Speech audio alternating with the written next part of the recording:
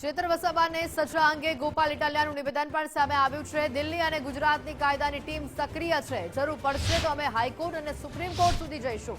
અમે લડી લઈશું। અમે લડી લેવાના મૂડમાં છીએ।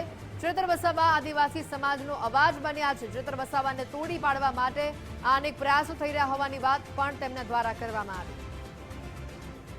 મહત્વની વાત છે કે જે પ્રકારે આ નિવેદનો સામે આવે છે, ચેતર વસાવાને સજા થયા બાદ હવે ગોપાલ ઇટાલિયાએ સમગ્ર મુદ્દે નિવેદન આપ્યું છે। ગોપાલ ઇટાલિયાનું કહેવું છે કે દિલ્હી અને ગુજરાતની કાયદાની ટીમ હાલ સક્રિય છે।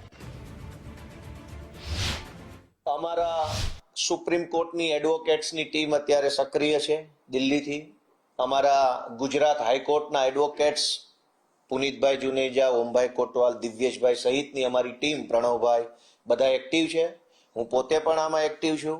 જે કંઈ પણ કાયદાકીય રસ્તાઓ અમારી પાસે છે એ રસ્તાઓના માધ્યમથી અમે ઉપરની અદાલત, એના ઉપરની જ્યાં જવું પડશે ત્યાં જઈશું અને ન્યાયતંત્ર પાસેથી થોડા ઘણા ન્યાયની અપેક્ષા રાખીશું। પણ આખો ઘટનાક્રમ છે એ ભાજપ પ્રેરિત ઘટનાક્રમ છે। ચૈતર વસાવા જ કેમ, ગુજરાતના ઇતિહાસમાં અનેક કાંડ, કૌભાંડ ને દુર્ઘટનાઓ બની છે। હજારો ઘટના બની છે, કોઈને સજા નહીં, સજા માત્ર ચૈતર વસાવાને। આ સજા શેની છે?